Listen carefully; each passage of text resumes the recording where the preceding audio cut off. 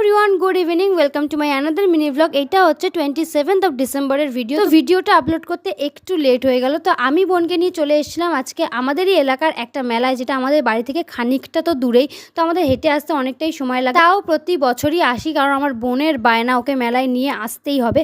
আর এইখানে যে চার্চটা আছে এটার নাম হচ্ছে সেন্ট পল চার্চ। আর ক্রিসমাস উপলক্ষে পুরো চার্চটাকে ভীষণ সুন্দর করে সাজিয়েছে। আর শুধু চার্চ নয়, চার্চের বাইরে এবং কি রাস্তাতেও ভীষণই সুন্দর করে সাজিয়েছে। আর এই চার্চের পাশেই রয়েছে এই মেলাটা, আর এইটার নাম হচ্ছে মিশন মেলা। ভীষণই ফেমাস একটা মেলা, এখানে অনেক ভিড় হয় প্রতিটা বছর।